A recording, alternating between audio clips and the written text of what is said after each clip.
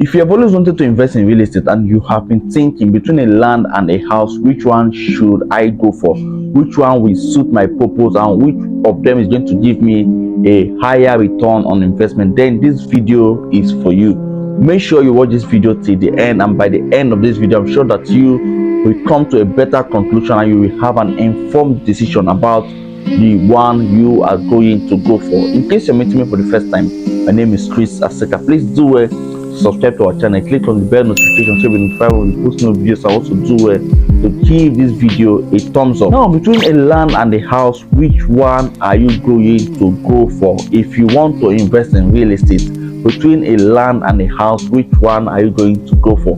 That is what this video is all about. Watch this video till the end and you will come to a better conclusion by the end of this video. I'm going to start by explaining some of the benefits that you start to gain if you invest in a bare land, and after that I'm going to also explain some of the benefits that you start to gain if you invest in an already built house, be it a residential apartment or a commercial apartment. And what are the benefits of buying a bare land instead of an already built house? The number one benefit is it costs low maintenance. You spend less money to maintain a bare land, whereas if you buy an already built apartment, you spend more money to maintain it. If you are buying a bare land, the highest you do is maybe once in a while you clear it, or if you want to fence it, you fence it, you put a gate, and once in a while you can decide to be clearing it. So it costs less to maintain a bare land. But in the other way around, if you are buying an already built house, it will cost you money to maintain it. It will cost you money to put it in order,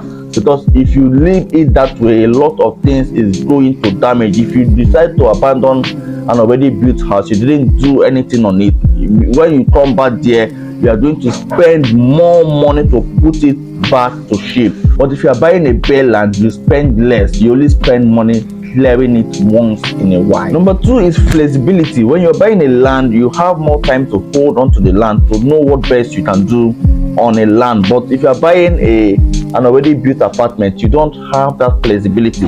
It is possible that where you are buying an already built apartment, what will be best for that place is a hotel. But when you are buying an already built apartment, you don't have that time, you don't have that flexibility to hold on to the apartment, to know what best it can be used for. Also, if you are buying a bare land, you are very, very flexible. You can decide to lease the land, you can decide to rent it out, you can decide to do farm on the land or do any other activities on the land. But when you are buying an already built apartment, you are less flexible, because the house have already been built and there are restrictions. There are things that you can do there and there are things that you cannot do there, but those restrictions does not exist if you're buying a bare land. The next is rate of appreciation. There's almost no limit to the extent to which a land can appreciate, but there's a limit to the extent to which a house can appreciate. Like for instance, if you buy a bare land, the land will keep appreciating as long as the population keeps increasing. The demand for the land will be high, and as the demand is high, the land will continue to appreciate. But that is not the case for a house that have already been built. There is a limit to which a house that have already been built can appreciate. Just for instance, the house that were built in the 70s and in the 80s, those houses are already out of fashion, and because they are out of fashion, they no longer appreciate. So the more new houses, new style of building, the more they keep coming up, the more the houses that are out of fashion, the more they stop appreciating, or they appreciate lesser. But there is no limit to which a land can appreciate. But that is not the same thing with a house. It will get to a point when a house will appreciate little by little, and it will get to a point where it will stop appreciating. Another thing you need to know is that land appreciates higher than houses. So if you are buying for the purpose of capital appreciation, you are buying for the purpose of leaving it for some time so it can appreciate and you sell, have it at the back of your mind that land appreciates higher than houses. The moment you build a house on a land, the rate of appreciation reduces. If for instance, maybe in a particular location, the rate of appreciation, property appreciates in that location for, like, let's say 30% annually, If you build a house on that land that appreciates 30% annually, the rate of appreciation is going to reduce. So land appreciates higher than houses. Now, when it comes to owning a house instead of a land, the first benefit of owning a house instead of a land is cash flow. So if you are investing in real estate for the purpose of cash flow, you want to be having cash flow, passive income, then it will be better to invest in a house, because house will give you a better leverage to have cash flow than a land. Although you can also have cash flow if you buy a land, because you can also lease the land or you can rent it out, but you are going to have greater cash flow if you are investing in a house, because of course you're not going to rent a bare land the same amount you're going to rent a house. Another benefit of owning a house instead of a bare land is for the purpose of liquidity. Liquidity means the ease at which you can liquidate that property. You can turn it into cash. It is easier to sell an already built house than it is to sell a bare land.